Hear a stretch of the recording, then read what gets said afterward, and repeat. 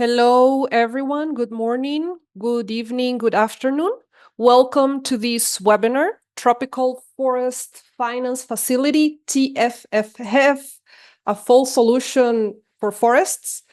This is a webinar organized by Fundación Solón, the Global Forest Coalition, and Asamblea Mundial por la Amazonía. We are happy to have you here from different countries. Welcome. Please send us in the chat your name, your country, and the name of your organization, and we'll be happy to exchange with you via the chat.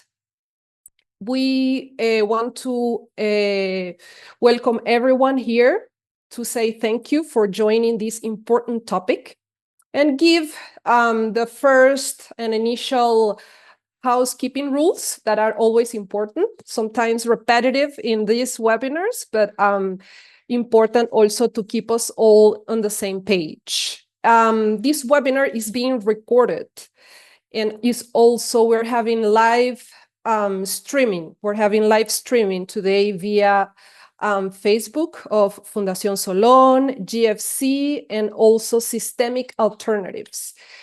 It is very important that you please use headphones. Use your headphones because the interpreters need to hear clearly what you're saying. Also, mute your mic when you're not speaking so we can preserve a good sound environment during the session. And also, please speak slowly. Try to speak slowly and clearly so that our interpreters can reproduce your interventions while we're here. Finally, I want to say that this is a safe space. This is a space to exchange reflections, to learn from each other, so there are no wrong questions. Today, we're going to have important and very interesting experts on the TFFF and other schemes that are related to forests. And I also want to say that it's very important to have you here and be here in this session, considering the state of global forests and how they have been at stake over the last decades.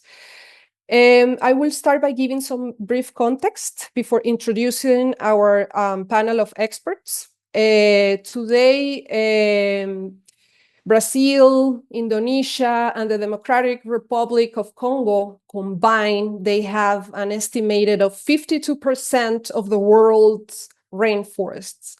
And we're here today to hear from our experts to see what these countries are, why these countries are so relevant in terms of forest protection. And to also understand, learn, hear from them on how this mechanism, TFFF, was conceived, who originated this idea, where this idea was originated, and also to problematize some important issues regarding TFFF. The first of the key elements would be to debate, to reflect on this issue of assigning a monetary value to forest ecosystem. Is it possible actually to do it? And also how this TFFF proposal, is informed or is being complemented by the logic of financiarization of nature, green capitalism, and how realistic it is to collect money and have profits to save forest ecosystems. So those are questions that our panelists will try to answer, to exchange, to reflect about, as well as, of course, the role of indigenous peoples, local communities, Afro-descendant communities into these, and other relevant actors, of course, particularly women, into these alternatives, into this scheme. And finally, we're going to hear also some alternatives, if there are some, to the TFFF.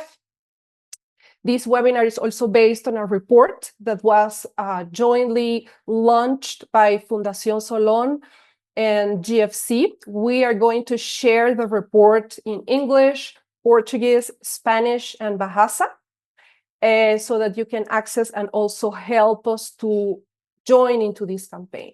Finally, I want to say that this is an unprecedented campaign. This is the first ever published report on this issue of TFFE, presenting critical analysis by independent CSOs.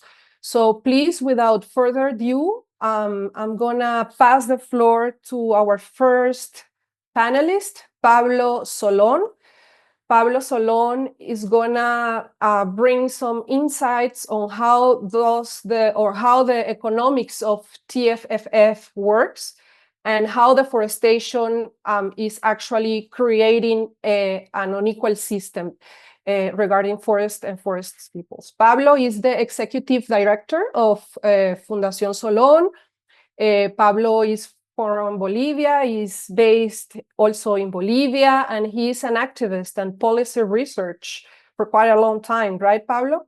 And I think some of his areas of expertise include water, climate, environmental justice, trade, finance, and systemic alternatives. Pablo was also Bolivian ambassador to the UN. I think it was from 2009 to 2011, right, Pablo? And he also co-organized a very important event, the World People's Conference on Climate Change and the Rights of Mother Earth in Cochabamba, which was a quite important CSO struggle by the time. Welcome, Pablo, and thank you for being here, everyone, and our panelists and speakers. Muchas gracias, Valentina. Un saludo a todos ustedes. Yo voy a hablar en español y me voy a referir fundamentalmente a la parte económica de la propuesta de TFF. Kwame de Togo se va a referir más al tema de cómo está estructurada la participación de los gobiernos, el involucramiento de pueblos indígenas y otros aspectos. Mi intervención va a ser sobre la parte económica y Merilu va a hablar más sobre la parte más de alternativas.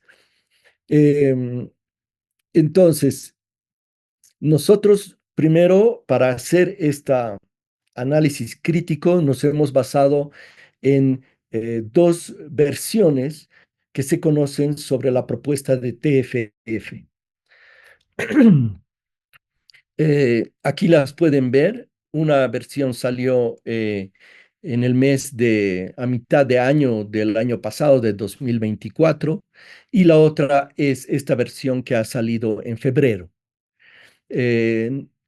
Y nosotros hemos hecho un estudio tratándonos de basar en lo que dice textualmente primero para no hacer una interpretación que no se ajuste a lo que dicen el texto de ambas versiones. Entonces, el primer tema que queremos tratar es que el enfoque de TFF es que que la deforestación es principalmente una falla de mercado que se resuelve poniendo valor monetario a los servicios ecosistémicos de los bosques. Esta es la pregunta que todos nos tenemos que hacer, porque esa es la pregunta que TFF considera que es así, que hay una falla de mercado y que el problema de la deforestación no se debe a que no se le ha puesto un valor monetario. Leo textualmente lo que dice la versión 1 de este documento de TFFF.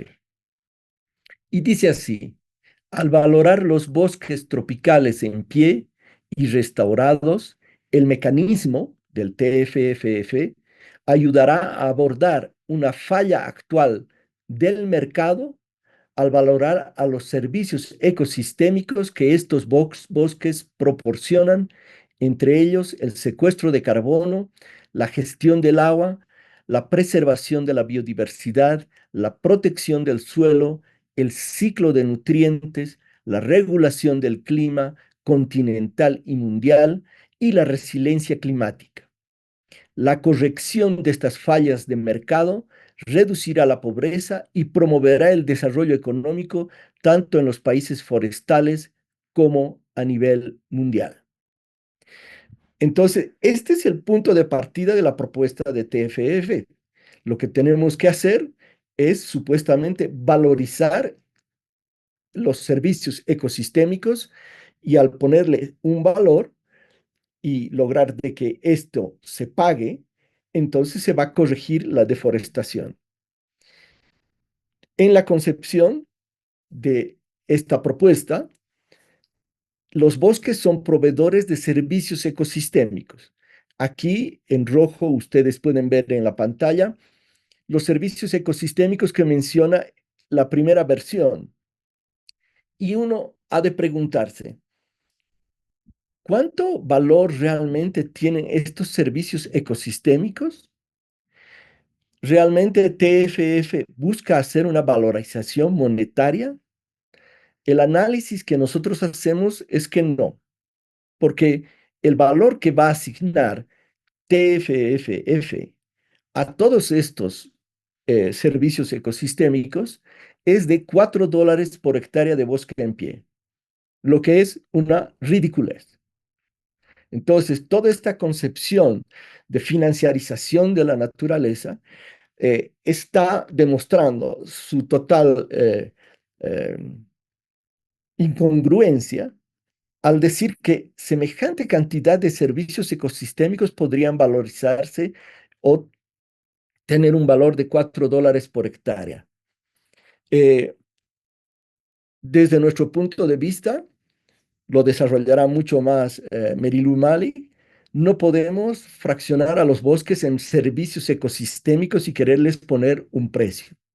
Los bosques son sistemas de vida y hay que tratarlos como tales, como sistemas de vida que tienen sus propios ciclos, sus propios derechos y que hay que respetarlos y no tratarlos como un objeto al cual hay que darle un valor.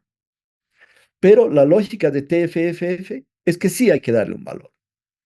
Y su propuesta es que en todos estos países que ustedes ven en verde, eh,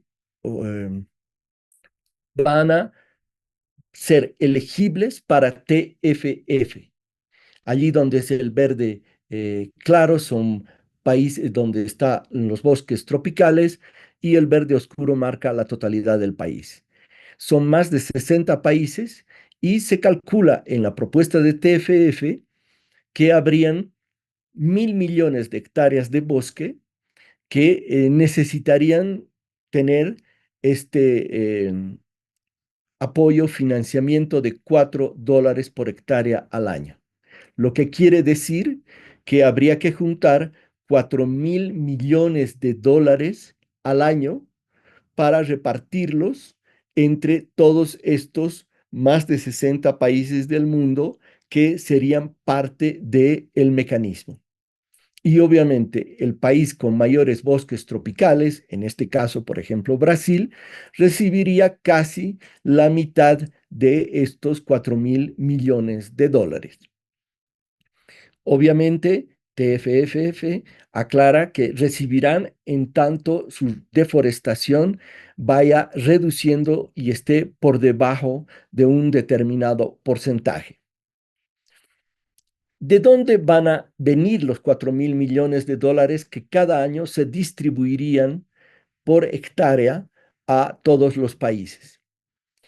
La propuesta de TFF es, por un lado, prestarse 125.000 millones de dólares a una tasa de interés de aproximadamente 4,4% y luego prestar esos 125.000 millones de dólares a una tasa de interés de 7,5.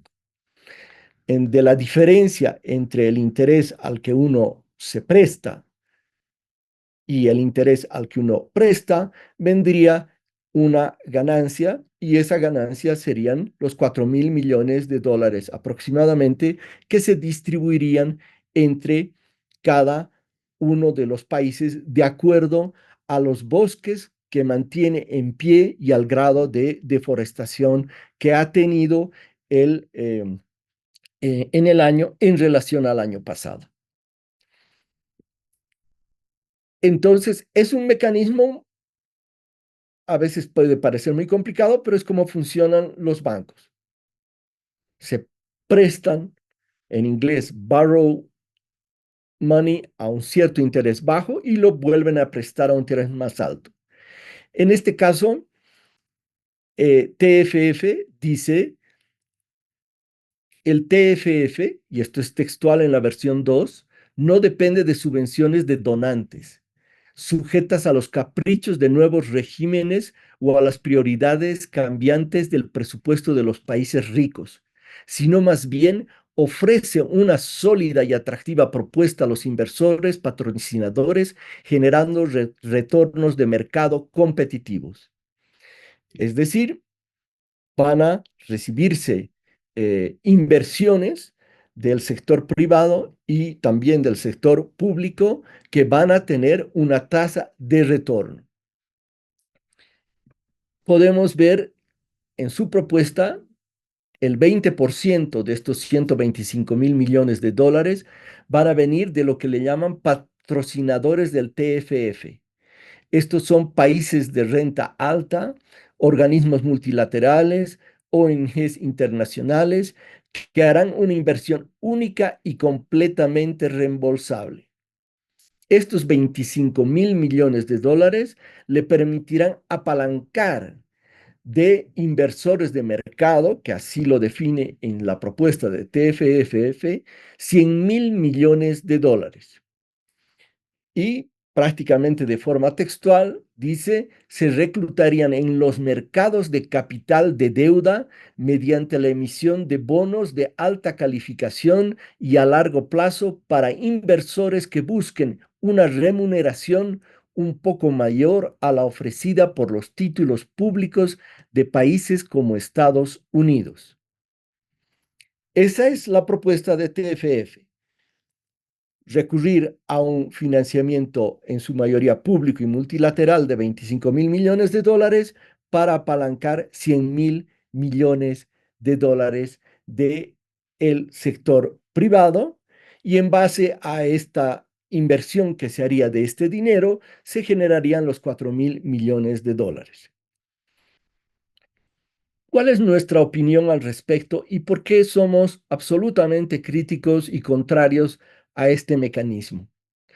Porque, primero, deja en manos la suerte de los bosques a la inversión privada.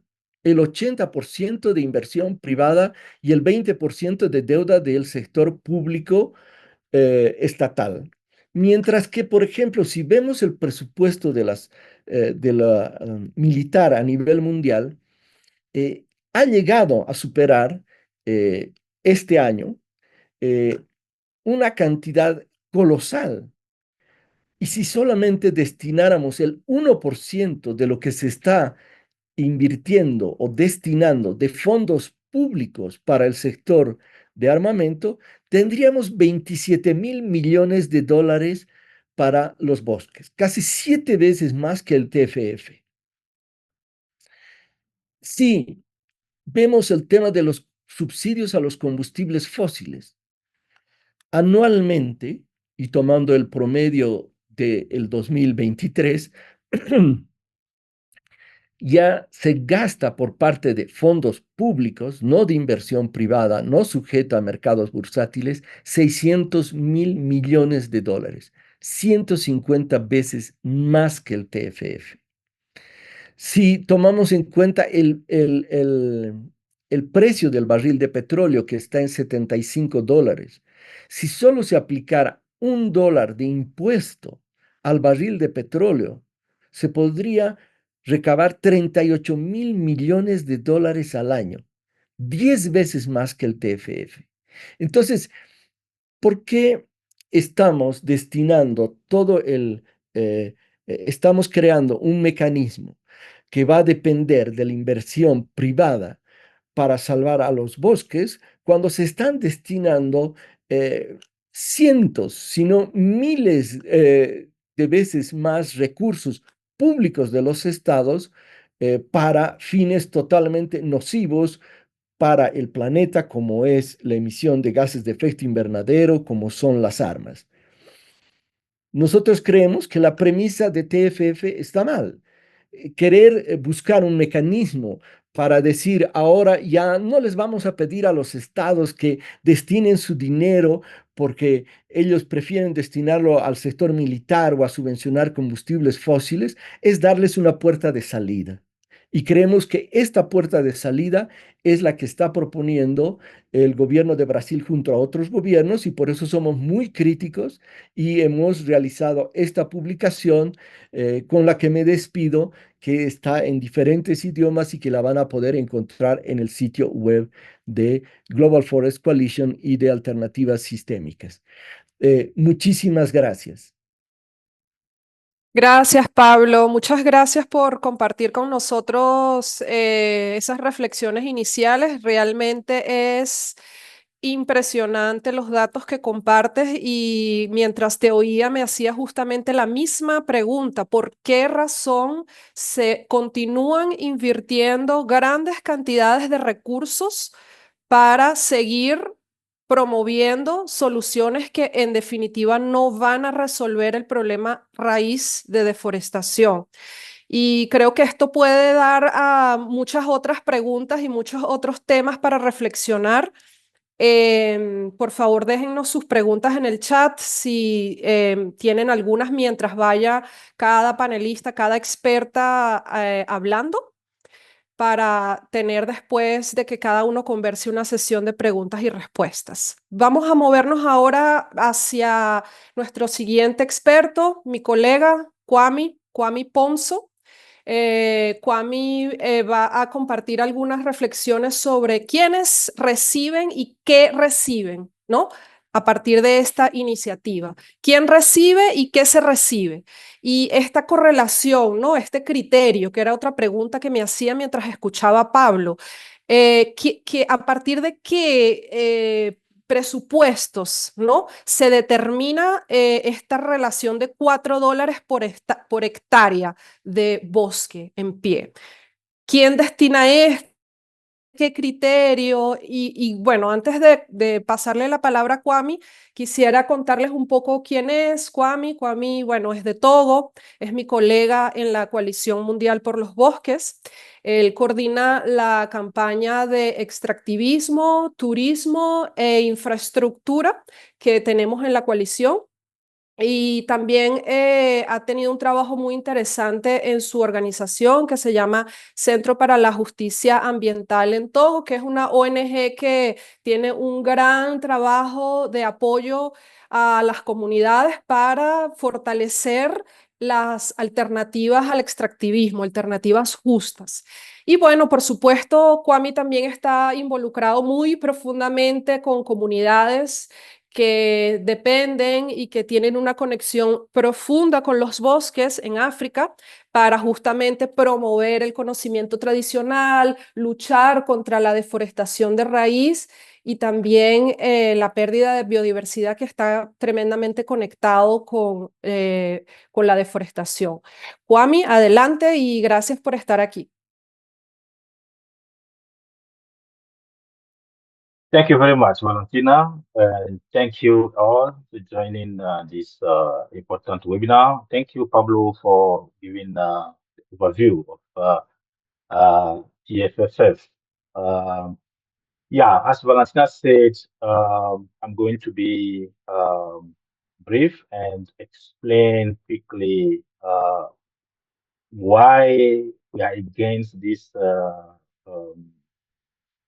mechanism, and focusing more on the role of governments and the role of indigenous people, local communities, in terms of receiving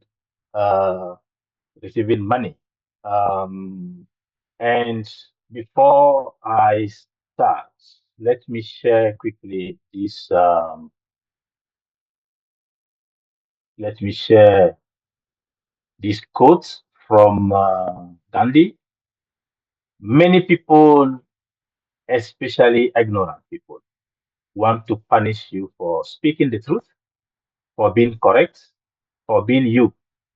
Never apologize for being correct or for being years ahead of your time. If you are right and you know it, speak your mind. Even if you are a minority of one, the truth is still the truth.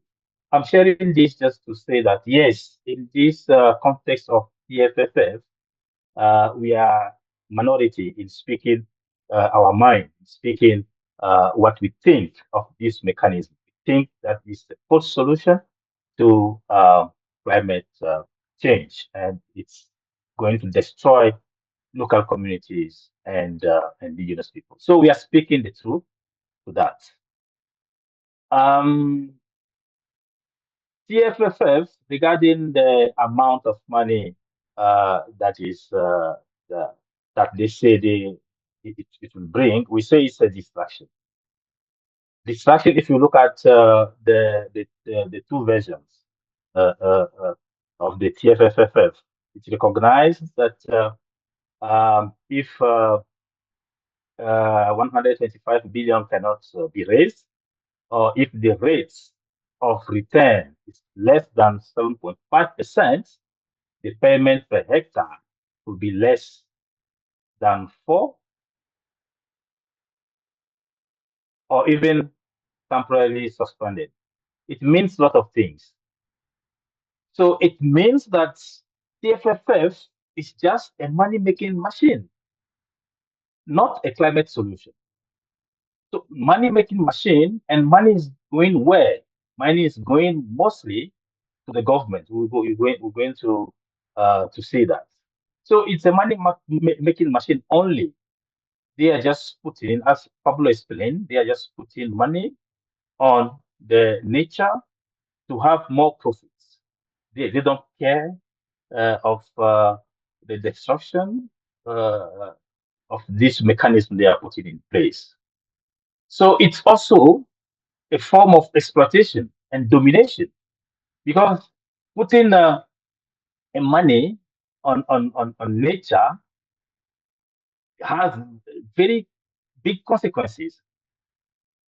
So it will be driving away passion of local conservation, which is good intentionally, actually. Local communities, indigenous people, they have good intention to conserve, and they are doing it with passion. But putting money or putting incentives, money for people to conserve, it will drive away that passion. And then the government will come in to exploit more the nature, exploit more people, because people will be denied to go into that forest. And it's kind of domination. So we say that tropical forests are well conserved by indigenous people knowledge methods. So we can't take away what belongs to them in putting money on the nature. So it's totally a distraction from climate solution. So who benefits? Who benefits from TFFF? Actually, if you look at the the TFFF versions 1 and 2, you see clearly that national governments, they will receive 80%, 80% of the total amount, and it will be directly go to the Ministry of Finance. And it says that the government will create its own mechanism of disbursement. There is no guidance. There is no templates to oblige the government to support to disburse the fund. So they can do whatever they want to people, to communities, if the money is there. So 80% is huge amount. And looking at what is going to the actors on the ground is 20%, including local governments, businesses, individual landowners, indigenous people, and local communities. You see that the part that is going to governments is more far higher than the part that is going to local communities and indigenous people. So the TFFF making annual payments to Ministry of Finance in the partnering countries, showing clearly that the interest of TFFF is not on people, but it's only on the government, captured by the financiers, captured by the sponsors of TFFF. So it's also clear that it's a system that will going to exploit more indigenous people, local communities. So it doesn't say much on the debts, for instance, who is going to be responsible of the debts. And this is dangerous because it's gonna be a loan, and the countries gonna be in the debt trap. So it's very important to denounce this activity now. And if you look at the indigenous people and local communities, the concept say clearly that they own 54% of the world remaining intact forest. It means a lot. It means that even if we don't have this mechanism of TFFF, it means that indigenous people and local communities have their way to keep the forests. And 54% is more far than the majority of the forests that are not kept intact. So the indigenous people and local communities, they save the nature, they conserve better, and the TFFF, this mechanism, is coming to destroy the indigenous people and local communities' methods of conservation. So, and looking at the benefits that's going to local communities and indigenous people, it's nothing. It's nothing compared to what's going to national government. So we're going to look at the governance, how the money is flowing. So we have two structures, the Tropical Forest Investments Funds, and then the facility. So those two structures are under the TFFF, under the big mechanism, and the Tropical Forest Investment Funds will manage the loans and the bonds of public and private investors. And there will be also a board of directors. And the board of directors, the Tropical Forest Investment Fund will have its own board of directors, and the facility will also have its board of directors. And the facility, it's a kind of beneficiary mechanism where the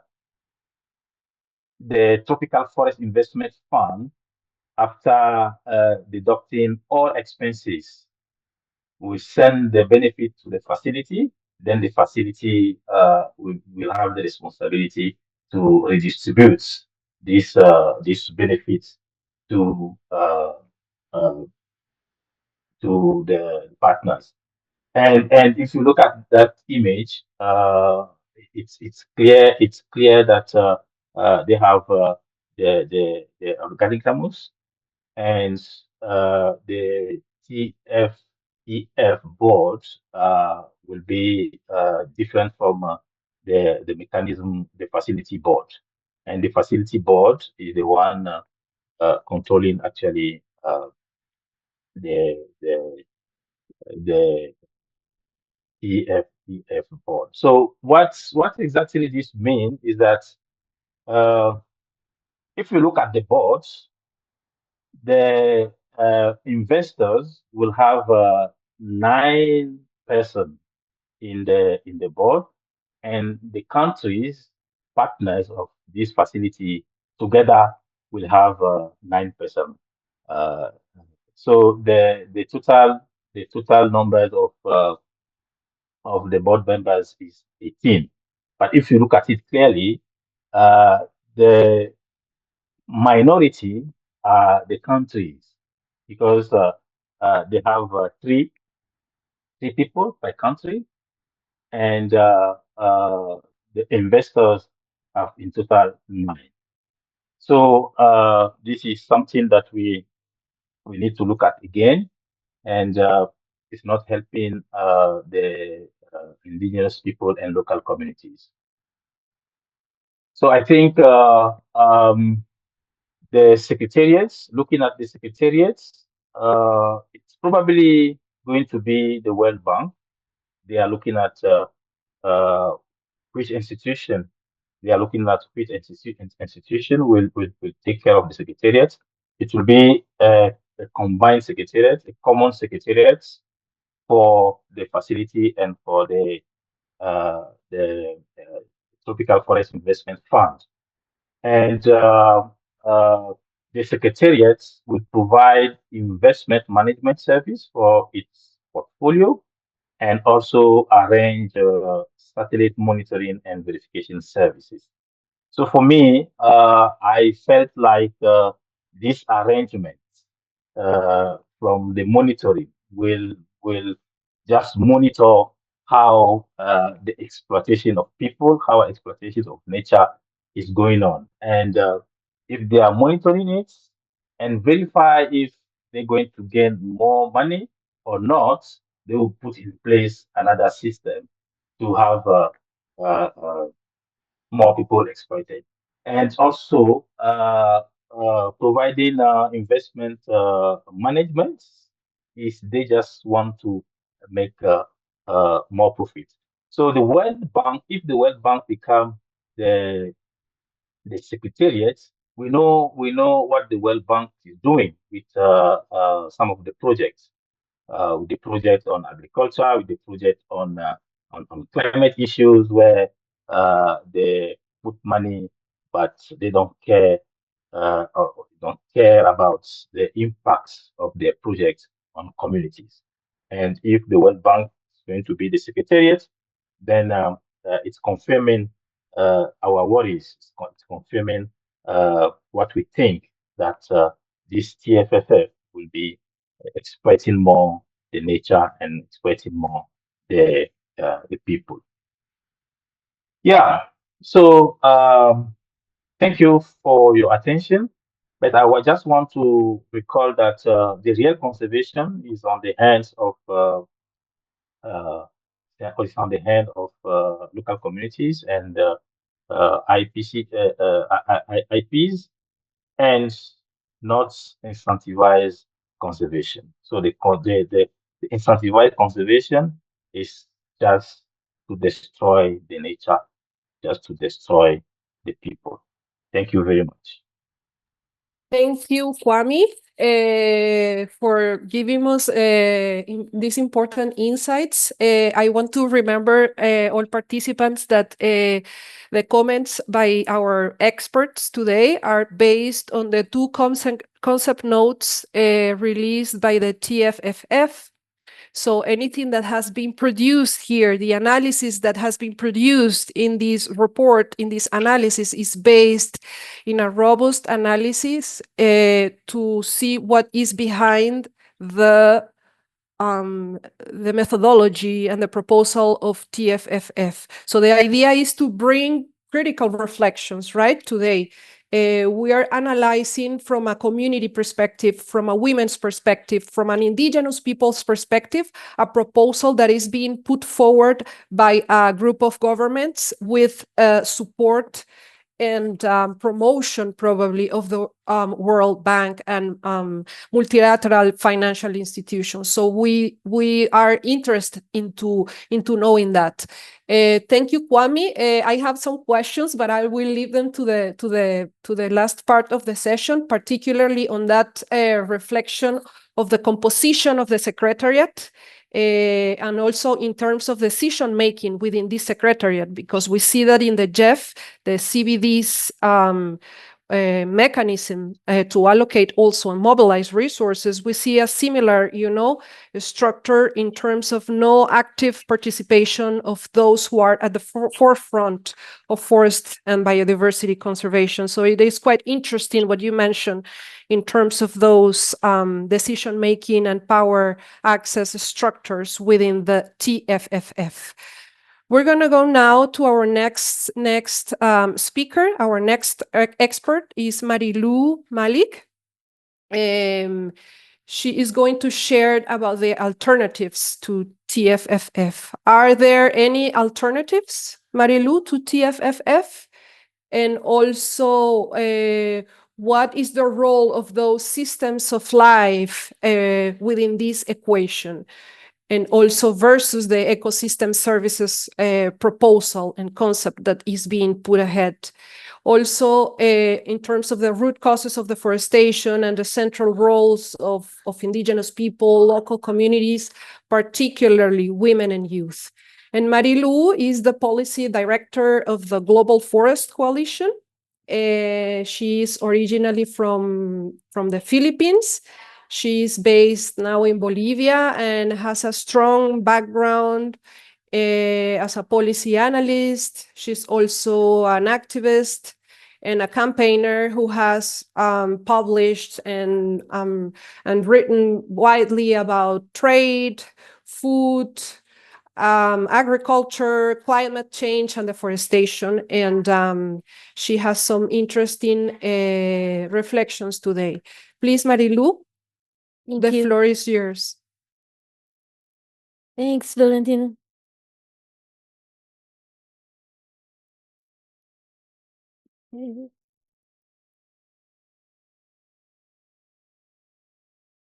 What am I doing? Yeah. Do you see my slides? You do, right? Yes. Slideshow. Wait. I'm sorry. Slideshow. Wait. Just give me a second. I shall slideshow. There you go. Okay. So, all right. So, as Valentina said, we there were two version 1 and version 2. So there were two proposals on TFF. The first title was Tropical Forest Financing Facility, and then the second one was Tropical Forest Forever Facility. And it was the first version was released by the Brazilian government during Cali in the CBD, and then the second one came out this February. We wrote an analysis collectively, so we published this collectively as GIFs, as Global Forest Coalition and Fundación Solón. We have been looking at this proposal since last year, since the first version came out. And in fact, even before that version came out, because there were already discussions about it during the G20.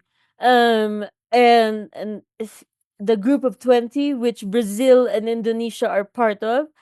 And they came out, a little bit of context. There was a report that came out from the UN that said that the three most important tropical forests are the Amazon, the DRC, and Indonesia.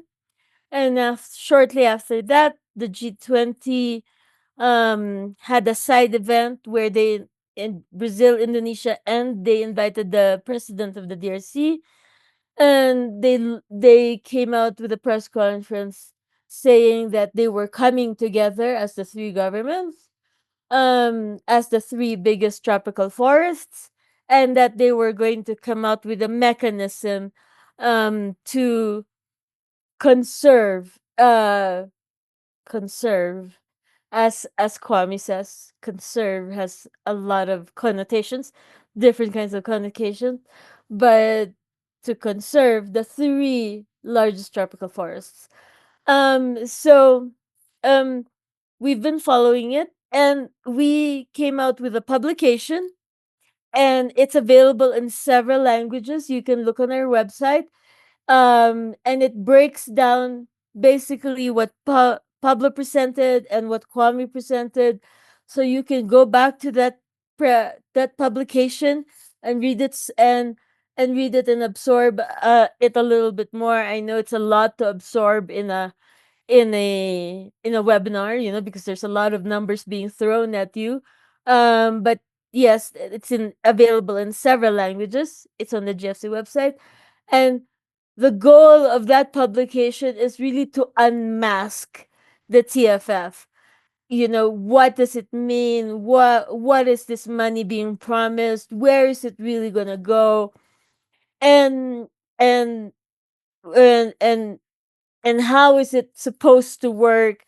There are things like, for example, 80 cents out of will 80 cent like per number per amount earned, 80 cents will go to indigenous peoples, so a lot of promises, a lot of money, and it sounds attractive when the Brazilian government and the Indonesian and DRC present it, because it feels like the money is gonna go directly to the indigenous peoples and the local communities. But as Pablo and Kwame have explained, that's not the whole story. And really, you really have to go into the details to see where and how and what is going to happen, and what possible consequences are going to come about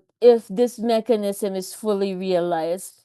So we have come together, and I think really definitely we are campaigning and really trying to gain more momentum and share information and analysis in us, and that's why we wanted it in several languages, so that we can really disseminate the analysis and really help people really understand what is happening and what this proposal really means for the forests and the communities um living there. So my presentation is alternatives from people and nature, and I hope that the way we arranged it as that I will be bring a little bit more joy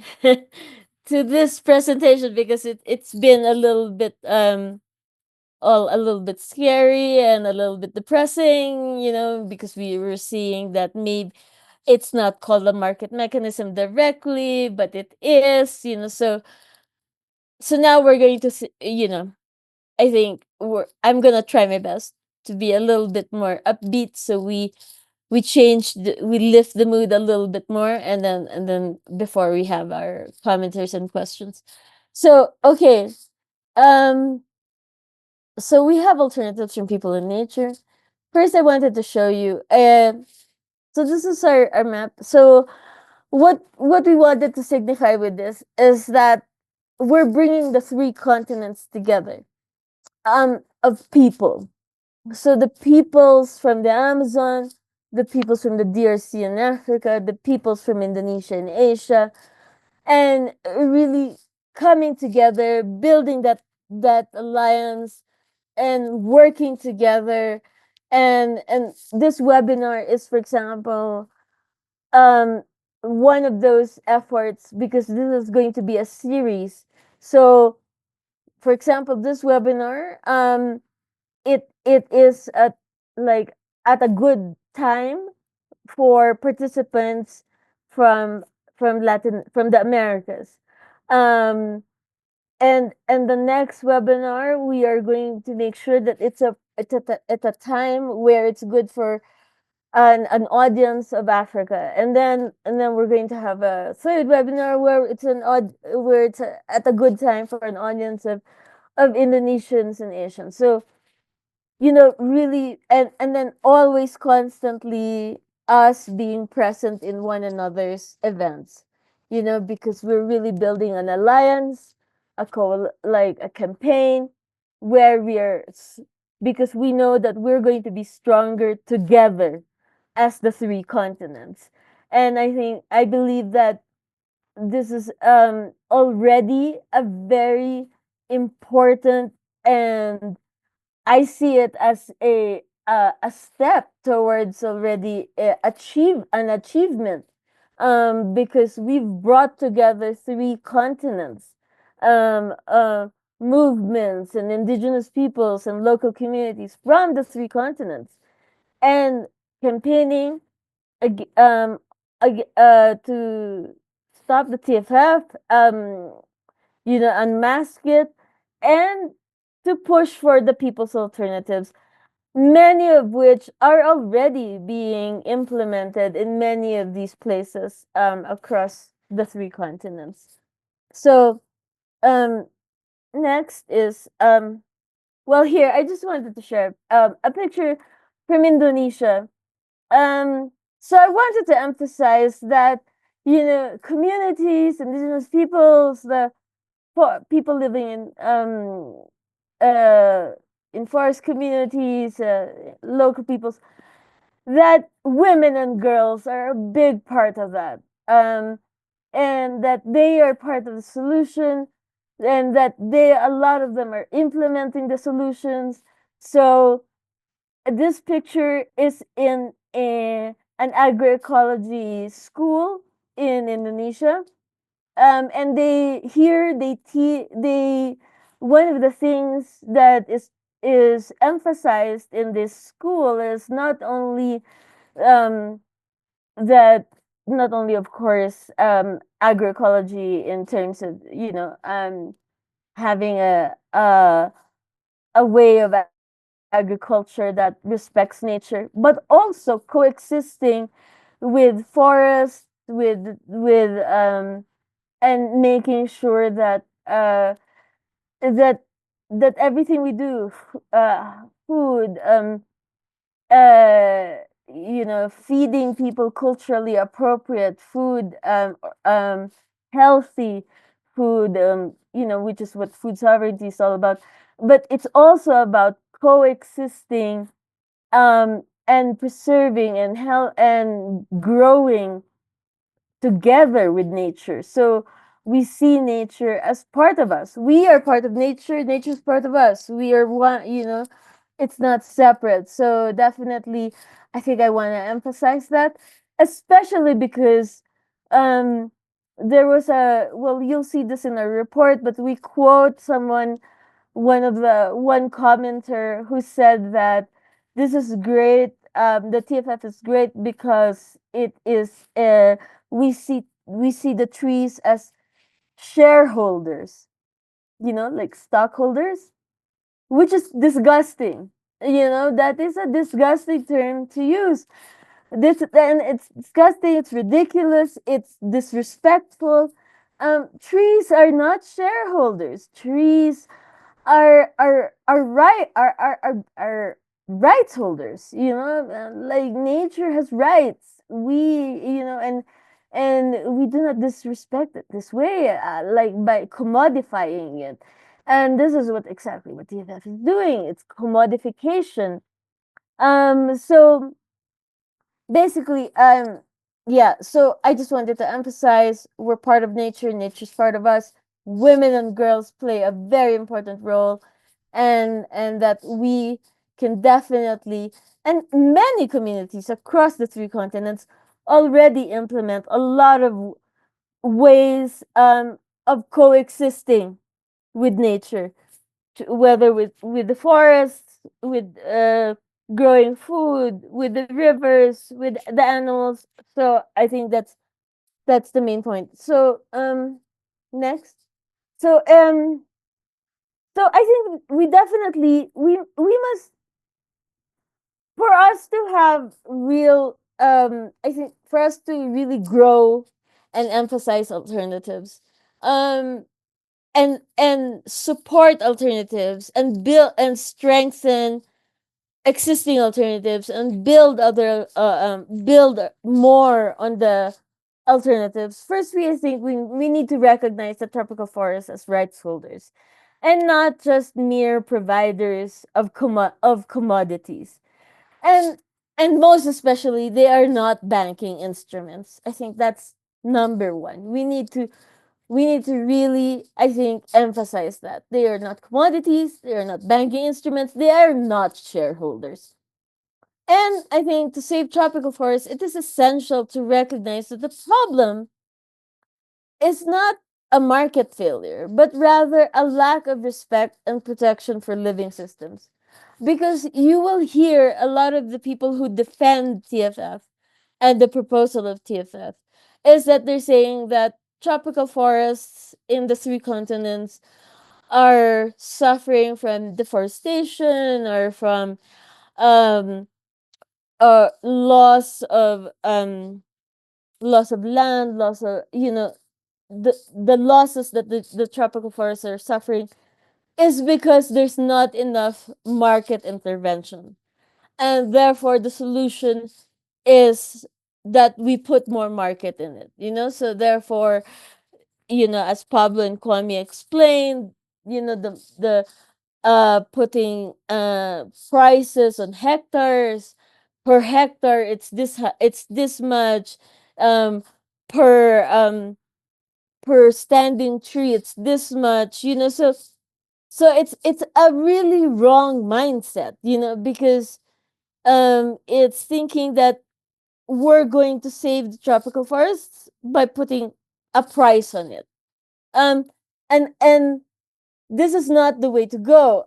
If we really want to save tropical forests, first we need to respect it and really see it as living systems, and that we are going to protect it and coexist with it, and push that as and push the existing alternatives and traditional knowledge of indigenous peoples, local communities, um, who are already taking care of tropical forests across the three continents.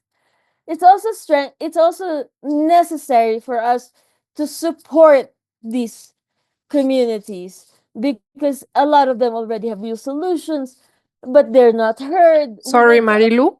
Yeah. One more minute. Just, Okay. I'm sorry to interrupt. Sorry. Just to. Okay. Okay, almost done. So really just, uplifting their voices, making sure that they're heard, making sure that you know the indigenous groups, peasant communities, Afro descendants, quilombolas, traditional communities, and grassroots organizations and movements are given a voice, and really that we support them, and in all the different ways that we can, and really one and coming together across the three continents and supporting each other. And I think that just a last thing, um a concrete number that I want to end with. We can raise 6 times more funds than the TFF would. So the TFF promises $26.4 billion. if we allocate just 1% of all national defense budgets to a fund for forests, we would raise $26.4 billion. That's just 1% of all national defense budgets. So why that alone is an incredible number. It's unacceptable to use public funds for military spending and wars and unnecessary wars while the survival of forests is in crisis. And just last line, applying a tax of just $1 per barrel of oil could raise almost 10 times more than the $4 billion that the TFF hopes to raise annually through unsecured investments amid the crisis of change and biodiversity. So, number one, if we allocate 1% of national defense budgets, we already reached 26.4 billion. That's much more than the 4 billion that the TFF promises. And if we tax oil $1 only per barrel, we already reached 38 billion. So definitely there are alternatives. We can get the money elsewhere. If it's money we need to support real solutions, the money that actually goes to the communities and not the World Bank and other multilateral institutions. And to end, I want to say this is a really joyous picture of the youth doing an action outside the World Trade Organization when we were in Bali, and we were like storming the WTO venue, and it was so joyous, and it was I think this is the message I want to end with, that we can resist with joy, with happiness, without despair. We do not need to despair that we cannot fight against the governments, they're too big, or the World Bank. No, we can resist. The people have more power if we all come together, and especially across 3 continents. Imagine the potential of the power of all of us coming together across those 3 continents and supporting all the communities and all of us really coming together, defending and demanding justice, and demanding that our rights be recognized, and demanding that real solutions be pushed. Thank you. Thank you, Marilu. Thank you for the energy. It is really important because we got a lot of technical information that could be overwhelming, but it's a good spirit to continue building capacities, to continue reading and analyzing critically what it's being proposed by our governments. And I think one key highlight is that we need to analyze and problematize the partnerships with multilateral mechanisms, with the World Bank, with development banks across the world, and actually see what has been behind the proposals and how we can collectively push to that proposal. And of course, join this campaign. We're going to share the report again in the chat so that you can take a look. And in line with Marilu's comment, we have 3 commenters today to finalize this session. Satrio Mangala is going to be the first one. He's a policy analyst and research manager with WALHI Indonesia. WALHI Indonesia is the Indonesian Forum for the Environment, and is the largest environmental NGO in Indonesia, also a member of the Global Forest Coalition. And actually, WALHI, it's an interesting organization because it works with partners, it works with communities, and over 500 members and NGOs to push for real solutions in Indonesia's vast archipelago. Satrio, welcome and thank you for being here. Thank you, Valentina. My sound is clear, right? Hi, everyone. Yes. Yeah, thank you for the invitation, and I will tell a story about that. Will be commented about the TF. There are two proposal, right? And Marilu presented and one blow that we are there is uh, false in this proposal. Make the consequences in Indonesia actually for the one of the country that have the tropical forest in Southeast Asia. It's more specifically the first one. I think in the consequences of the TFF in Indonesia. The first one, I think it can be undermining the sovereignty. Done forest governance like TFF often sideline indigenous peoples or local communities that place in the forest, replace the community-based forest towards or donor control. The second one, I think the customary territory is redefined or taken over by external actor.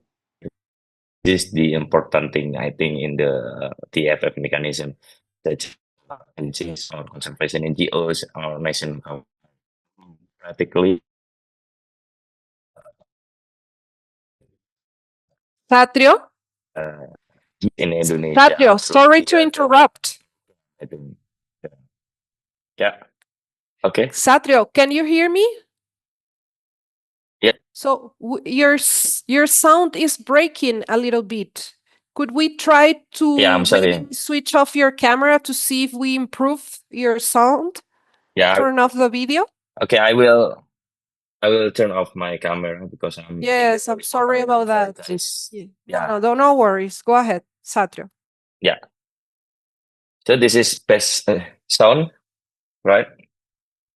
So the consequences, second one, I think this is the identification of forest. The logic behind the TFF implies that forests are only worth protecting if they generate monetary compensation. I think this is the false logic.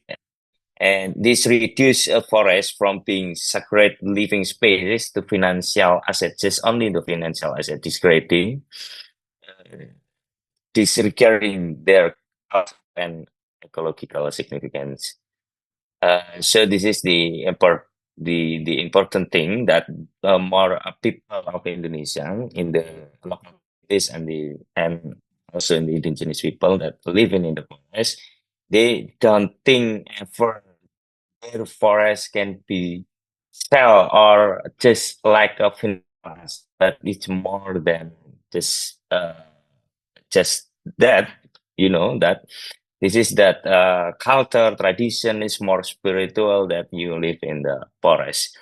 And we have the experience also the practice that almost same the scheme the payment based on the mechanism in TFF. I think the RETT plus in Indonesia that has experience with similar scheme. It's shown that conflict in communities, the benefit for first one is often do not reach the community fairly. So the benefit only go to the local elites or state actor that mobilize the fund. That in the TFF have sent the country, the government that the national government can get the money from the TFF itself. In some, it is not lack of transparency and accountability that causing the conflict in the community. And the next one, I think the consequences of the TFF in Indonesia, that the model based on the proposal in the both of the proposal, I think I'm worried to can be restricted access and suppression of the traditional local communities and the indigenous peoples that live in it. As you know, that conservation-oriented funding often comes with restriction on forest use. So this is give the consequences that depends on traditional farming, hunting, or spiritual rituals that do by the indigenous peoples. This threatens the survival of indigenous cultures and livelihood, which are deeply intertwined with the forest ecosystem. I think the last one is I'm worried the TFF mechanism can give in the continuity of financial dependency. For reliance on external conservation incentive like TFF can discourage, I think, this threatening of the community-based forest governance. And second one, when the money stops, the protection may also stop and leaving forest vulnerable again. So I think this is not a solution for the forest. And more deeply, my question is about this proposal. I think there are one critical question: who decide whether a forest is successfully protected? Who decided that one? What are the indicators? If such a standard are set by global local participation, the conservation process becomes biased and technocratic, and it will become unjust, I think.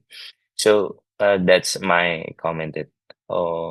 Thank you, and we can discuss more. Thank you, Satrios. Thank you for your comments. If you have any questions to him, please do it in the chat. The issue of the indicators is also quite a big issue for other so-called innovative schemes, which are not more than false solutions. And it's interesting that you mention it also for the TFFF. Agora, da Indonésia, a gente vai para o Brasil, com duas lideranças importantes que estão com a gente hoje. Eu estou muito honrada de apresentar e ter nesse webinário ao chefe Ninawa Runicui. Ele é o líder da Federação do Povo Uniquim do Estado do Acre, no Brasil, que representa 118 comunidades que compõem mais de 15 mil pessoas, né, dentro desse povo, essa comunidade. Então, é muita honra para a gente estar aqui com o chefe, para que ele divida as suas conhecimentos com a gente. Ele tem muita experiência de incidência internacional, em reuniões importantes de mudança climática, direitos indígenas, e também tem sido um defensor vocal muito importante no que tem a ver com os direitos dos povos indígenas. Chefe, obrigada. Olá a todos, muito bom dia ainda aqui. Obrigado, Valentina. Também quero agradecer pelo convite e parabenizar também inicialmente por essa iniciativa tão importante, tão necessária, né, que a gente possa conseguir dar continuidade. Bom, sou do estado do Acre, né, sou da região amazônica do Brasil. Como a Valentina falou, ao longo de muitos anos venho acompanhando essas discussões, também trazendo, né, denúncias, críticas e também proposições, né, para um método verdadeiro e eficaz de resolutividade, né, para os impactos que estão causando dentro das nossas comunidades.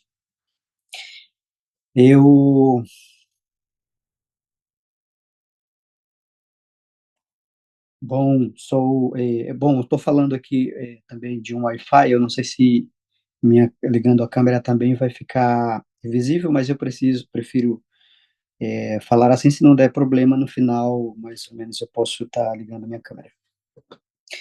Bom, um pouco sobre, né, um pouco da experiência das comunidades do meu povo e também de outros povos indígenas onde eu tenho acompanhado, mas antes disso também fazer a minha interpretação do que representa para nós o TFF, né, que a primeira coisa que eu quero dizer é que não é um mecanismo eficaz de resolutividade dos problemas e de proteção da floresta e dos direitos humanos das pessoas, né, que dependem da floresta para sobreviver. Isso são, como foi dito já tanto por Pablo como pelos outros que me antecederam, é mais um mecanismo de financiamento apenas voltado com essa intenção de trabalhar o financiamento, né? E isso não tem tido resultados positivos diretamente dentro das comunidades de povos indígenas e das comunidades locais. Esse modelo de financiamento, eu penso e analiso que vem com 6 pontos principais que eu gostaria de poder destacar, né? Primeiro que esse modelo de financiamento, o dinheiro que vem, ele não vem sozinho, né? Ele vem com várias condições, são condicionados a várias regras, a várias limitações, né? Primeiro que são esses financiamentos internacionais, eles vêm com exigência de relatórios, métrica de resultados que fazem sentido, né, para os investidores e não para as comunidades. Também eles não conseguem, de fato, mencionar a necessidade que as comunidades locais e os povos indígenas precisam dentro da floresta. Essas condições, elas acabam tirando tempo, autonomia, energia, né, e às vezes desconectando as comunidades e tirando esse próprio protagonismo das comunidades sobre os verdadeiros protetores, aliados, né, da natureza, da biodiversidade. O segundo ponto que eu gostaria de poder estar compartilhando é a lógica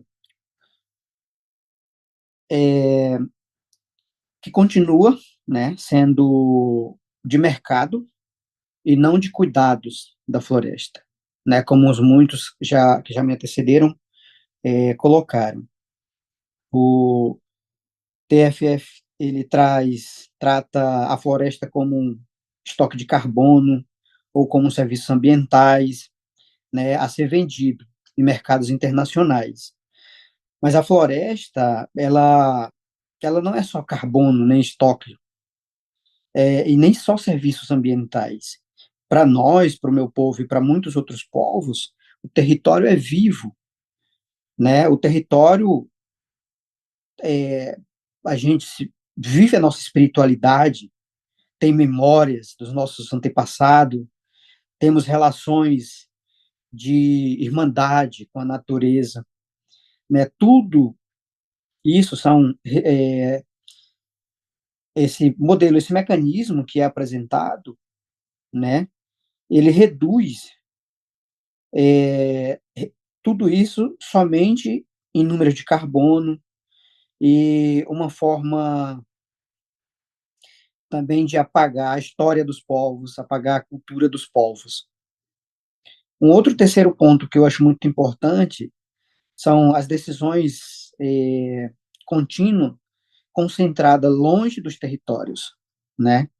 Por exemplo, quem decide para esse tipo de financiamento e para onde vai esse financiamento, quais são os projetos que têm esses valores, eles são indicadores, eles não têm, no modo geral, são bancos multilaterais, são governos estrangeiros e consultores, né, em escritórios distantes da floresta.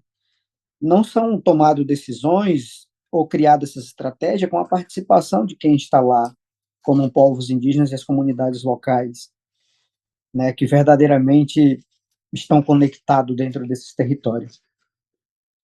Né, os povos da floresta, que é como quarto ponto, né, os povos da floresta, eles viram apenas guardiões contratados quando se refere a povos indígenas como salvadores, né, do planeta e as comunidades locais.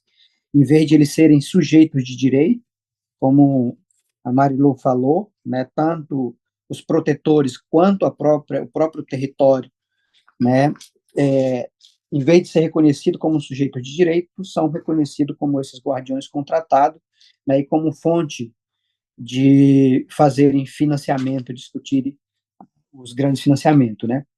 E isso tem um risco enorme, né, de que os povos indígenas, para que os povos indígenas serem vistos como esses prestadores de serviço apenas, não como pessoas verdadeiramente importantes, né, para garantir esses. E esse modelo, a intenção maior é somente para garantir metas climáticas globais, né, mas sem serem reconhecidos como sujeitos de direito, com autonomia sobre seus territórios e saberes dos modos de vida, né, tradicional, ancestral. O quinto ponto importante que eu quero compartilhar, né, são os modelos das tecnologias e soluções que vêm de fora, não do nosso método da ciência e tecnologia interna dos povos indígenas e comunidades locais, e também da ciência e tecnologia tradicional, que nós mantemos isso vivo dentro do nosso território. Né? Muitos projetos eles que são financiados tentam impor, né, outras tecnologias, como a monitoramento via drone, via satélite, né, entre outras tecnologias, né, que às vezes ajudam, mas frequentemente ignoram conhecimentos locais, criam dependência, e isso acaba deslocando o centro da governança originária, que são, por exemplo, de povos indígenas e comunidades tradicionais, que há milhões de anos vem comprovando que mantém essa relação. Um sexto ponto importante que eu queria também poder estar colaborando é esse modelo financeiro que reproduz a desigualdade dentro dos territórios, né? Mesmo quando o dinheiro desse dinheiro de financiamento, que são incluídos povos indígenas e comunidades locais, quando chegam nas comunidades, eles chegam o mínimo possível, porque a maioria desses recursos ficam nos governos, ficam nas fundações, nas grandes ONGs, né, que trabalham com essas questões de compensações ambientais, principalmente trabalhando em consultoria, né, para os governos. O que chega às comunidades é essa fração mínima, muitas das vezes atravessada e muito burocrática, que dificulta o uso dos povos indígenas, como está acontecendo agora, por exemplo, no estado do Acre, de onde eu venho, que a COP30 está muito ligado a esse modelo do TFFF, onde está sendo realizado um modelo de consulta que não é consulta livre prévia informada, onde o governo está indo em todas as aldeias, falando da repartição de benefícios, distribuindo alguns pequenos recursos, né, que exatamente dizendo que é para o investimento, né, do TFF. E, bom, também queria deixar aqui, né, para finalizar, né, mais uma vez reforçar que esse mecanismo financeiro, né, que ele vem carregado de promessas, de dólares para as comunidades, mas também de armas invisíveis, né, de amarras que não são flexíveis à participação direta das comunidades e tomada de decisões das comunidades, né, como deveria ser. Antes o governo e as grandes corporações fazem para depois, né, trazer as comunidades para serem ouvidas, e de forma que não é bem clara e não é de forma honesta, né? E também nós vemos que isso está muito associado com a questão do carbono, como já foi mencionado, né? E isso comprovadamente, aí eu sou uma pessoa que vem da comunidade, isso não tem tido resultados positivos, né? O Estado tem passado por um momento muito precário pelo menos nos últimos 6 anos para cá, cada dia, cada ano tem se aumentado o desmatamento, tem se aumentado a alagação, tem aumentado, né, a seca, tem rios que a gente pensava que nunca teria escassez de água, estão secando, então muitos problemas de doença estão surgindo, né? Chefe, desculpe, interrompi, só para falar que já a gente esgotou o tempo. Se puder fechar, muito obrigada. Desculpe. Não, tranquilo, e também só para dizer que esse modelo, né, de governança que os povos indígenas vêm tendo há milhões de anos, ainda é uma forma de poder contribuir na solução para esses problemas que estão acontecendo, que não foram os povos indígenas que criaram, né? Então, agradecer também pela oportunidade e estou Muito aqui à disposição. obrigada. Muito obrigada, chefe Ninawa.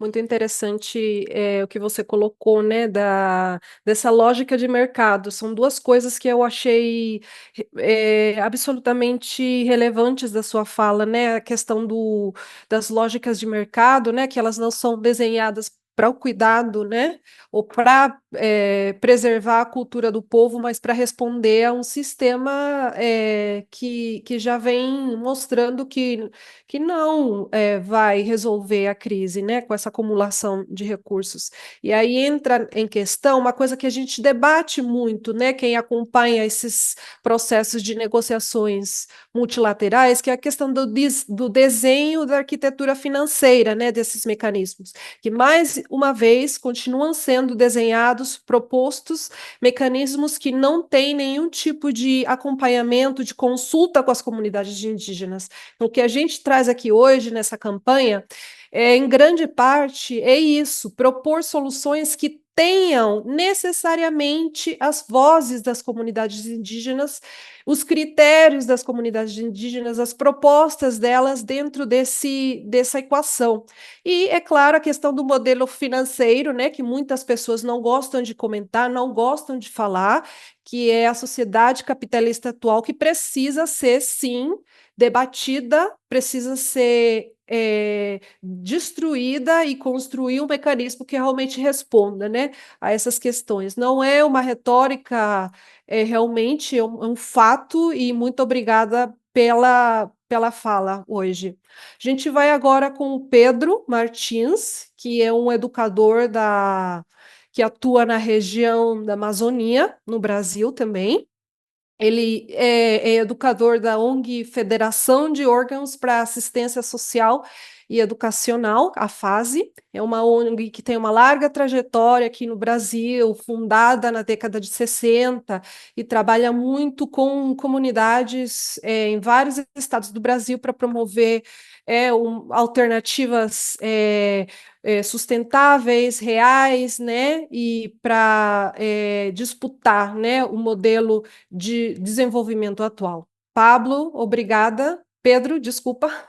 Pablo e Pedro. Pedro, obrigada por estar aqui com a gente.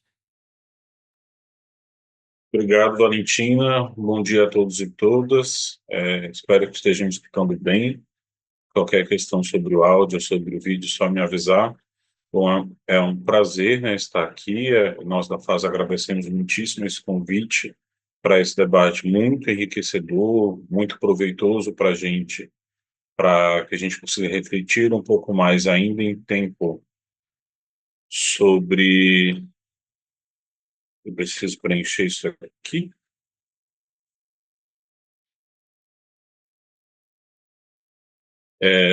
Sobre esse tema, inclusive por nós já estarmos nesse caminho, né, como se tem falado, né, o caminho de Baku a Belém.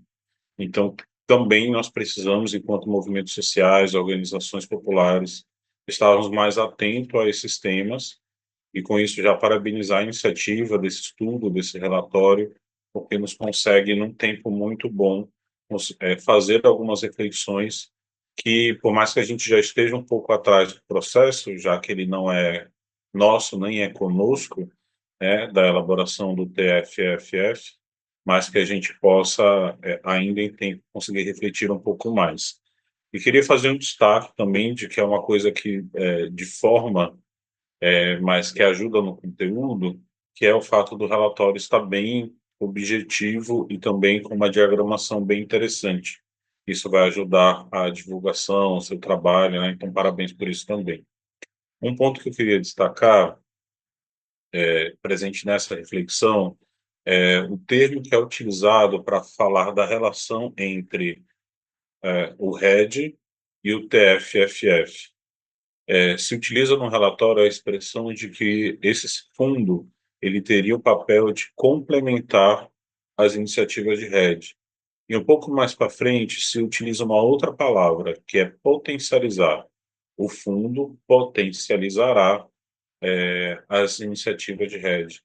E com isso eu gostaria de chamar a atenção e destacar esse ponto já apresentado no relatório, de que uma coisa é como o fundo ele é apresentado, né, dentro das notas, nas duas versões. Uma coisa é como ele realmente é, mas tem um ponto que a gente pode pensar é como vai ser esse fundo. Então, se já tem uma iniciativa dentro dessa lógica de que vai potencializar o RED, aqui eu estou falando de RED, não só o RED como financiamento climático, mas também RED como abordagem de mercado que gera crédito de carbono. Se o fundo não visa gerar crédito de carbono, mas ele utiliza a mesma métrica do carbono, a mesma lógica de financiarização da natureza, o que será que pode vir depois, né, da sua operacionalização, com todas essas abordagens bancárias que já estão bem destacadas no relatório, o que pode vir depois, né? O fundo não vai parar por aí. Então, muito importante essa reflexão e essa urgência de que um mecanismo como o fundo, que vem potencializar algo que já está bastante criticado por conta das metodologias mercadológicas que são adotadas, para além de toda a resistência que se tem para que o RED também possa ser uma forma de financiamento climático que chegue aos territórios, mas é importante ver como esses mecanismos eles vão se inovando, né? Como eles vão sendo reproduzidos e fortalecidos. Então, acho isso um ponto de destaque muito interessante de ser colocado. Existe um ponto que talvez tenha parado aqui uma dúvida, um comentário como uma dúvida, de que não me parece que estará ainda bem definido como vai ser essa metodologia para verificar em que áreas é possível fazer essa contribuição de $4 por hectare de floresta conservada. Que tipo de metodologia?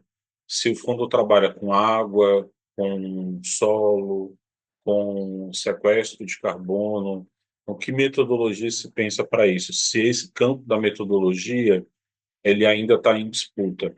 E aí eu coloco esse último ponto de comentário aqui para a gente, de que se nós temos um tempo ainda até Belém, estamos enfrentando um desafio muito grande aqui no Brasil de que não temos participação social para a discussão de um mecanismo tão importante como esse. Não existe consulta à população, muito menos consulta prévia livre e informada, como os companheiros e companheiras já colocaram. Mas a sociedade civil não está sendo ouvida para discutir esse instrumento. Então, uma reflexão que a gente tem para disputar dentro desse instrumento. Ou ele já nasce como uma falsa solução e não tem como deixar de ser. Acho essa uma reflexão importante, porque esse apelo para que chegue recursos aos territórios, ele vai mobilizar muita gente, ele vai mobilizar muitos territórios, ele vai mobilizar muitas comunidades. Né? Então, de que forma nós abordaremos essa estratégia desse fundo, pensando que poderemos construir algumas verdadeiras alternativas e verdadeiras soluções? Sei que essa é uma pergunta difícil de responder, mas é uma reflexão importante para a gente ter no nosso caminho, no caminho dos movimentos sociais e organizações populares, uma COP30 em Belém. Mais uma vez agradeço a vocês, a fase está junto com as organizações e com as redes, e estamos fortalecendo essas iniciativas também. Obrigado, gente. Muito obrigada, Pedro, pela sua fala. Questões muito importantes, né? Perguntas que ficam abertas aqui. Tem várias perguntas que foram colocadas no chat, algumas já foram respondidas. Gostaria de perguntar quem gostaria de fazer uma pergunta. Eu vou ler algumas aqui que já foram feitas e talvez respondidas, e depois talvez a gente pode fazer uma ronda para todos os que nos acompanharam hoje aqui nessa sessão, pode ser?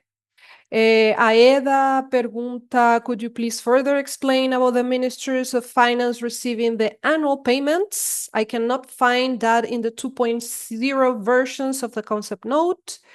Ligia Barakat, ¿alguien puede añadir los datos de las personas que presentan hoy y sus organizaciones en el chat? Ya lo vamos a compartir, Ligia, en el chat, con todas las biografías de los expertos y las expertas que tenemos hoy. Andrea Echeverry, hola Pablo, por favor ampliar más. ¿Podrías ampliar sobre los actores involucrados en el financiamiento de 80-20, esta correlación, ¿no? Creo que es una pregunta que nos ha causado un poco curiosidad de con quién es la deuda pública, aparte del Banco Mundial, quién más está involucrado. ¿Hay algún gobierno que haya manifestado preocupaciones o alguna oposición a la propuesta? Iris, por su parte, nos pregunta si no debieran más bien desagregar los recursos dentro del TFFF por población, ¿no? Al interior de los pueblos indígenas y tratar, ¿no? De involucrar más a mujeres, niñas, jóvenes, personas con discapacidad, etcétera, dentro de estos mecanismos. Ivonne Llanes, Ivonne, ¿podrían explicar la relación entre el TFF y el endeudamiento de los países tropicales? Bueno, varias preguntas. Nam, what happens if the funds faces not only below expected returns, but losses? Who absorbs that risk or holds liability? Are there any grievances system in the proposal for communities affected by funded projects that came from participating in the TFFF? Una pregunta para Satrio que hace Gabriel. ¿Cuál es el porcentaje de destrucción de los bosques en Indonesia? Saludos desde Humocaro, Alto Lara, en Venezuela. Y Brent Millikan também comenta em português, no lugar, né, da obsessão com essas soluções de mercado, se não teria mais sentido focar, né, planos de ação voltados para enfrentar os motores do desmatamento. Os nossos expertos, então, vamos responder alguma dessas questões.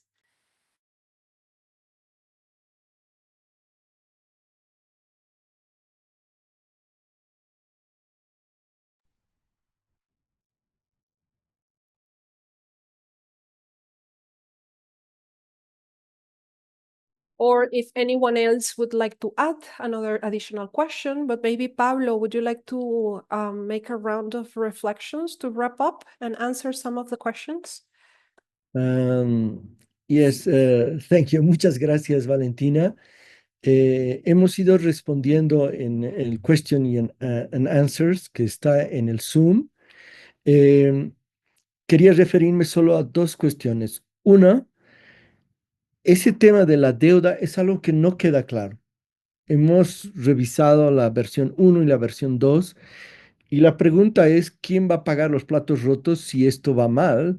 Y resulta que este fondo no logra obtener los réditos que se espera y hay que pagar esa deuda. Entonces, no queda claro. No queda claro cómo se va a registrar. Esta es una pregunta que no responden con claridad los que han elaborado la propuesta de TFF. ¿O es que a todos los inversionistas les van a decir que invierten y si va mal pierden toda su inversión? Si esa es la lógica, no lo dice el documento. El segundo tema que me quería hacer referencia es que la lógica es que se dé el dinero a los estados a través de su Ministerio de Finanzas o de su Tesoro General de la Nación y que cada gobierno invierte como mejor le parece este dinero. En la versión 1 es muy amplio. La versión 2 dice que tiene que invertirse de manera directa o indirecta en relación a temas de deforestación, pero no habrá condicionantes, es decir, no es TFFF, a diferencia de red, no es por un proyecto, es por al país, por la cantidad de bosques tropicales en pie que tenga, que mantenga, mejor dicho, que mantenga cada año. Entonces, no es por proyecto, no tiene indicadores, el único indicador que tiene, y ellos lo dicen, es que va a haber una observación satelital que la puede hacer el propio Estado sobre la cantidad de bosques que le quedan en pie cada año. Ese es el indicador principal.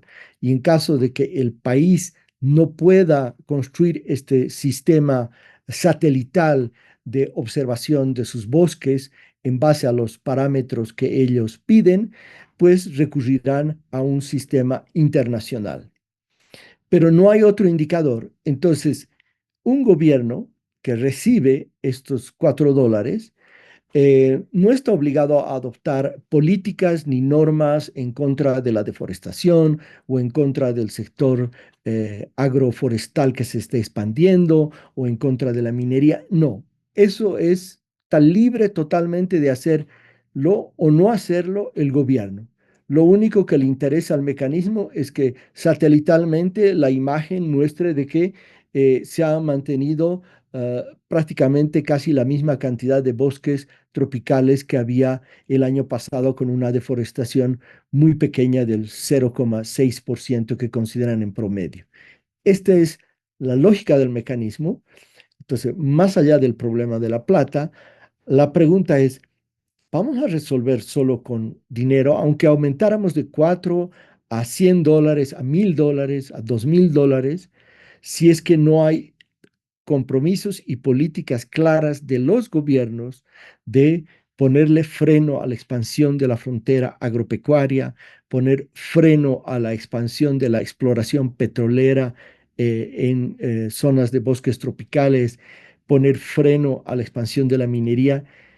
Sin políticas nacionales, nunca se va a lograr frenar el tema de la deforestación, y sin fortalecer la participación de las organizaciones sociales, las organizaciones de pueblos indígenas y de la sociedad civil. Entonces, la falencia de un mecanismo es creer que la plata lo puede todo, incluso una plata tan ridícula como $4 por hectárea. Muchas gracias. Gracias, Pablo. Sí, realmente es preocupante porque estos mecanismos diseñados propuestos a partir de líderes del Banco Mundial realmente poco pueden resolver la situación, ¿no? Pensando desde estos esquemas corporativos. Y también el tema de que es una bomba de tiempo, ¿no? Este tipo de intervenciones en territorios, especialmente considerando el avance del crimen organizado, de la tala ilegal y la falta de cumplimiento de la ley y de cumplimiento y promoción de derechos humanos de los pueblos indígenas y de manera particular a las mujeres. Entonces, ¿qué puede contribuir esto para un cóctel que ya es bastante peligroso y confuso, ¿no? Y que no está incluyendo a las poblaciones que están afectadas? Juanmi, ¿te gustaría decir algo? Marilú, Shefi, ¿algunos comentarios finales para responder varias de las preguntas?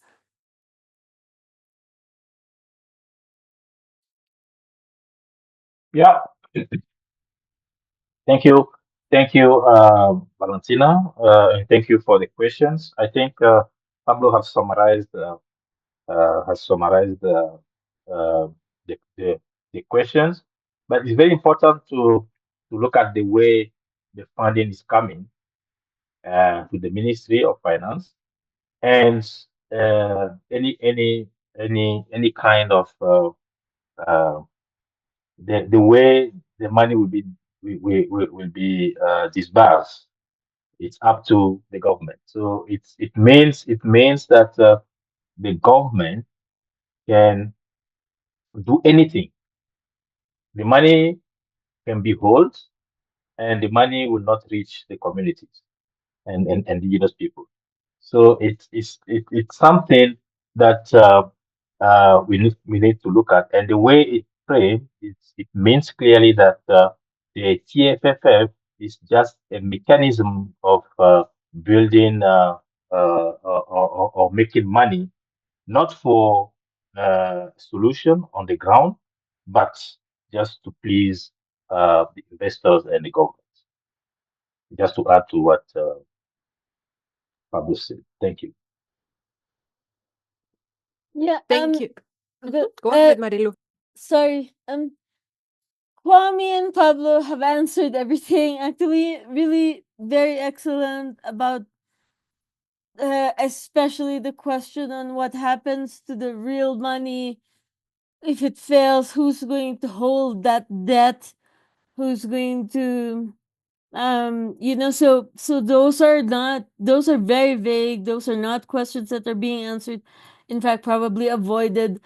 And what Kwame said, definitely really important, that there is no we're almost sure that the money is not going to get to the local communities and the indigenous peoples, and if they even get there, if it's going to be a loan or if they have to pay it back, or because these private investors, they're going to want to get their money back.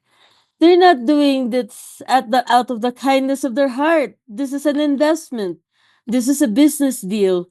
They are investing and they're going to expect a return on their investment. So that's as simple as that.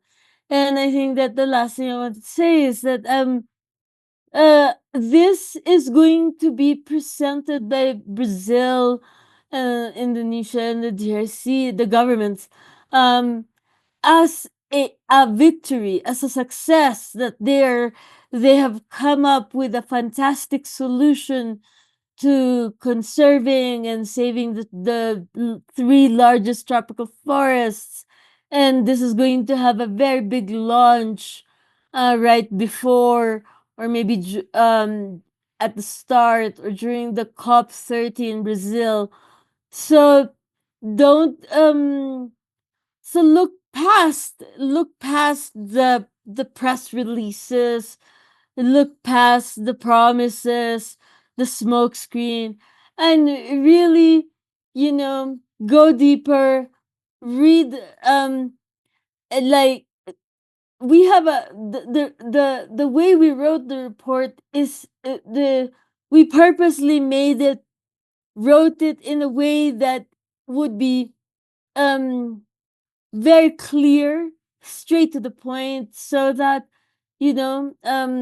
because if you the TFF papers that Brazil released, version 1, version 2, they're very technical and hard to read papers, and they're like 80 pages, so it's really not friendly to the to people to understand. So I think we are definitely, one of the goals of this campaign is to really debunk, explain, and unmask what this TFF is, and in that sense then strategize on how we campaign and how we come together and push for alternatives.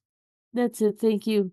And thank you everyone for coming to the webinar. Thank you. Thank you, Marilu. We have only 5 minutes left. We have one question from Manu Cantalisi, and I would really like to hear from Satrio and Shefi Ninawa. Pedro unfortunately had to leave to other commitments, but yes, go ahead, Manu. Very quickly, if possible. Thank you.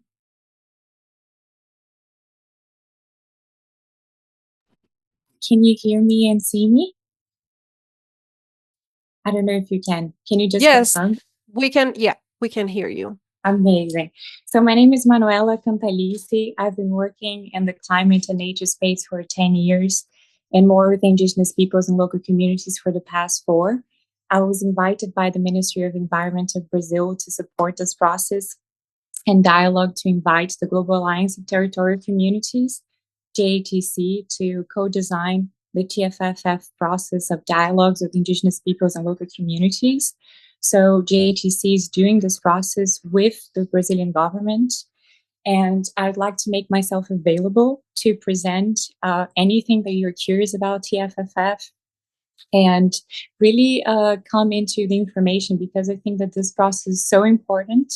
And since it's on the go, since it's happening, I really think that this group here could help make it better.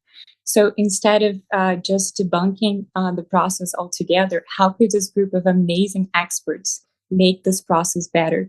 So the TFFF concept note will be open to receive feedback from the civil society until the end of the month.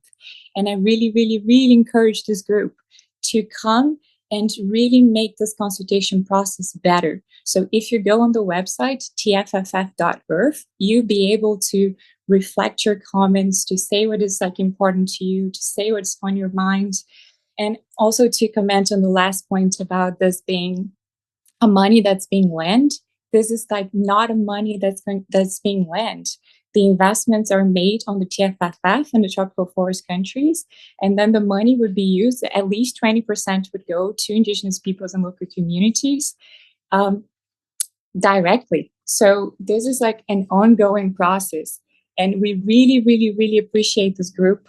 We think that, of course, there's a different vision about how to value standing forest, and if market solutions are how we're going to solve this problem or not, which is a very it's a very conceptual difference, right? If market solutions are the solution or not.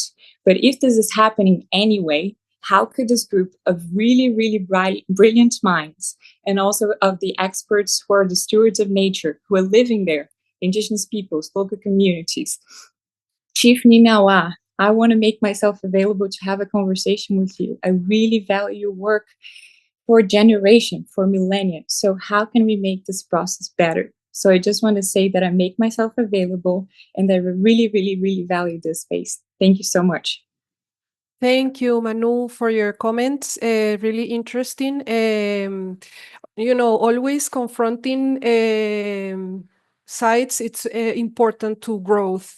So we appreciate that you came today and that you can voice also the concerns or the proposals, etc. We have been working, many of us, in different aspects, tracking financial architectures throughout decades, so we come with a perspective of not only improving mechanisms that already exist, but also to problematize the root causes of the problem, and create a valid architecture that can actually support those who are at the front and not replicate, the same unequal structures that we have been seeing, And we know that this issue of finance, climate finance, biodiversity finance is very tough. It's very difficult, and we're here to support. So we're happy to also work together. So any other comments from the experts regarding Manu's comment? Yes, Valentina. Yes, to the comment of Manu. Yeah. So we don't think we can improve TFF. We have to build a different system.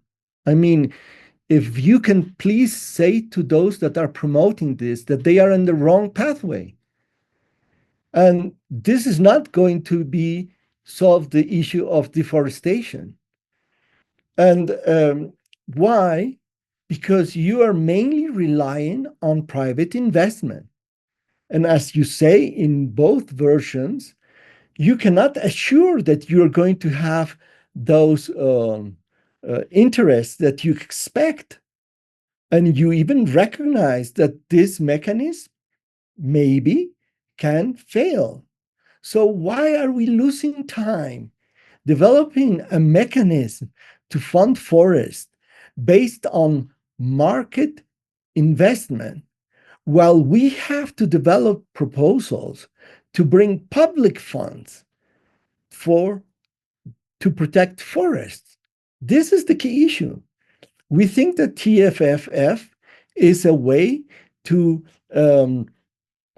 take the responsibility out of states and developed countries of what they have done to climate change, and suddenly say, okay, we're not going to ask you any more money. What we're going to do is create a market mechanism, a new market mechanism to do it. So I think we really have to rethink totally what you are trying to do. I'm very surprised that the government of Brazil is going on this way when we know this is not going to work, because the $25,000 million that you want to raise from public government in order to raise another $100,000 million. Well, we should be promoting a tax on fossil fuels. We should be promoting a tax, a percentage on the budget of the military budget of the world. So we really are in the broad in the bad way when it comes to TFF. We have very different alternatives. And that is the problem. That's not a problem of a paragraph or to change an article. It's the whole proposal, how it has been thought. Thank you. Thank you, Pablo, and thank you, Manu, also for raising your question and your comment. Unfortunately, we have to close the webinar. Our interpreters have been here for 2 hours, and believe me, it is quite a demanding job, but we are going to have 2 webinars, okay? Manu and the TFFF people, please join us. Let's have this conversation. We need you here also to reflect and to create better ways. You could also share these perhaps with your colleagues and have reflections on how communities and civil societies organizations are seeing, this equation. And maybe we could move forward into some sort of pathway or possibility to contribute into real climate finance that is going to go to the communities on the ground without intermediaries. Thank you again for being here. Thank you for staying during these 2 hours of session. I just would like to remind you that we will have 2 other webinars coming soon, so stay tuned in our social media. This webinar was organized by Fundación Solón, the Global Forest Coalition, and Asamblea Mundial por la Amazonía. I want to thank our interpreters, also Pablo Solón, also Kwame Ponso from Africa, Marilu, of course, Satrio, who joined from Indonesia, o chefe Ninawa e o Pedro Martins da FASE. Muito obrigada. Até mais.